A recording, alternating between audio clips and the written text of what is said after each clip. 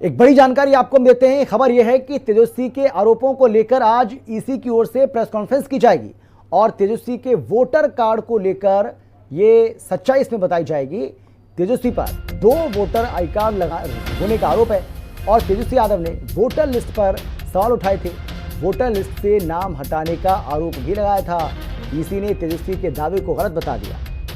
तो आज चुनाव आयोग की ओर से प्रेस कॉन्फ्रेंस की जा सकती है और इस प्रेस कॉन्फ्रेंस में तेजस्वी यादव की ओर से जो कुछ भी कहा गया, पहले तो उसका पर्दाफाश किया जाएगा कि किस तरीके से वो झूठ बोल रहे हैं, और दूसरा ये भी बताया जाएगा कि तेजस्वी यादव के पास अगर वाकई में 2 आईडी कार्ड हैं, वोटर आईडी कार्ड अगर 2 हैं, तो ये नियमों के खिलाफ है, ये नियमों के विरुद्ध है और इसमें हो सकता है कि तेजस्वी यादव के खिलाफ अगर ये पाया जाता है कि वो 2 वोटर आई कार्ड रखते हैं तो उनके खिलाफ कार्रवाई भी हो सकती है।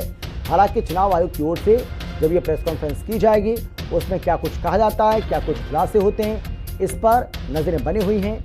लेकिन अगर Tejashwi Yadav 2 voter I card रखते हुए पाए जाते हैं तो फिर ये उनके लिए ठीक नहीं रहेगा। चुनाव आयोग ने बिहार में फाइनल वोटर लिस्ट से पहले 1 अगस्त को ड्राफ्ट जारी कर दिया। ड्राफ्ट जारी करने के 1 दिन के बाद इस पर सियासी संग्राम भी शुरू हो गया। पूर्व मुख्यमंत्री तेजस्वी यादव ने शनिवार को चुनाव आयोग पर गंभीर सवाल उठाते हुए दावा किया कि उनका नाम इलेक्शन कमीशन की ओर से जारी ड्राफ्ट वोटर लिस्ट में नहीं है, और इसके बाद चुनाव आयोग की तरफ से सफाई आई कि तेजस्वी का नाम है, वो झूठ बोल रहे हैं।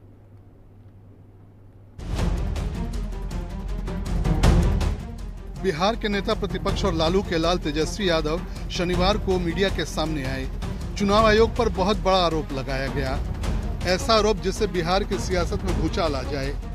बिहार के पूर्व डिप्टी सीएम तेजस्वी यादव का नाम वोटर लिस्ट से कट गया है। तेजस्वी यादव ने कहा बीएलओ आई थी और हमारा सत्यापन करके गई, फिर भी मतदाता सूची में नाम नहीं है। प्रेस कॉन्फ्रेंस में तेजस्वी यादव ने अपना वोटर आईडी कार्ड जारी किया। वोटर लिस्ट में अपना नाम देखने के लिए एपिक नंबर डाला, जिसके रिजल्ट में लिखा गया नो रिकॉर्ड्स फाउंड। ये एप्लीकेशन है, मेरा भी नहीं है। हम चुनाव कैसे लड़ेंगे?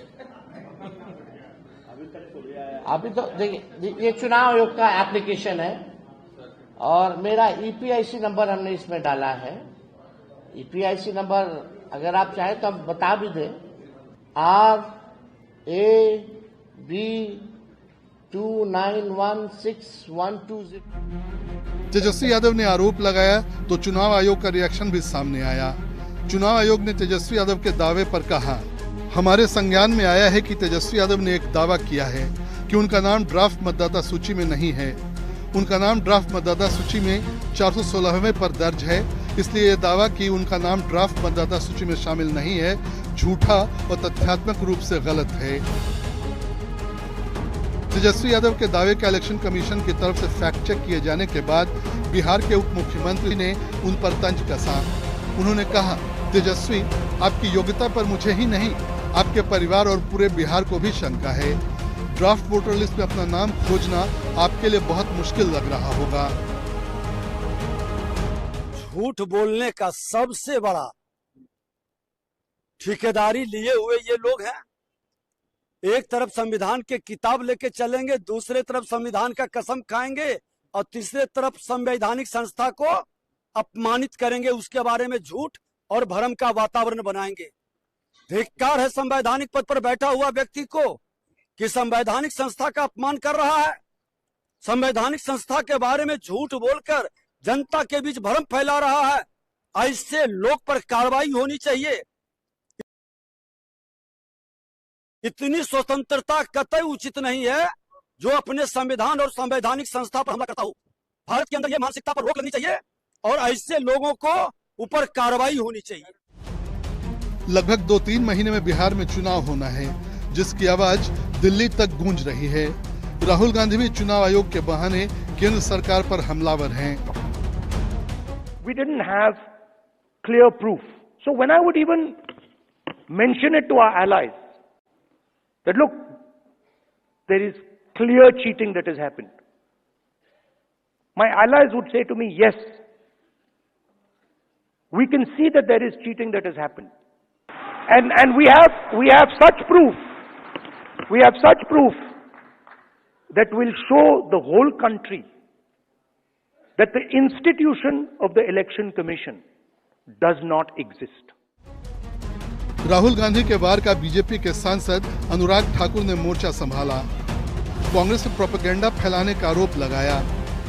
अनुराग ठाकुर ने कहा कि सब बेमतलब ईवीएम को दोष देते हैं। दिन, सप्ताह, महीने, साल बीत गए, राहुल गांधी जी की एक चीज उनके अंदर बनी हुई है, वो है झूठ, झूठ और झूठ। कोई परिवर्तन नहीं और ना ही होने की कोई उम्मीद है। हर दिन एक नया झूठ, हर दिन एक नया प्रोपेगेंडा। कांग्रेस पार्टी को गंभीरता से लेना चाहिए कि ये झूठ फरेब की राजनीति कब तक चलेगी, देशवासियों को कब तक भ्रमित करेंगे और कांग्रेस कब तक भ्रम में जिएगी। बिहार में एसआईआर की प्रक्रिया 1 सितंबर 2025 को फाइनल वोटर लिस्ट जारी होने के बाद खत्म होगी। अभी जो वोटर लिस्ट इलेक्शन कमीशन की वेबसाइट पर जारी की गई है वो फाइनल नहीं है। मुख्य चुनाव आयुक्त ज्ञानेश कुमार पहले ही आश्वासन दे चुके हैं कि बिहार के सभी मतदाताओं और राजनीतिक दलों को संशोधित वोटर लिस्ट पर 1 अगस्त से 1 सितंबर तक दावे और आपत्तियां देने के लिए आमंत्रित किया जाएगा।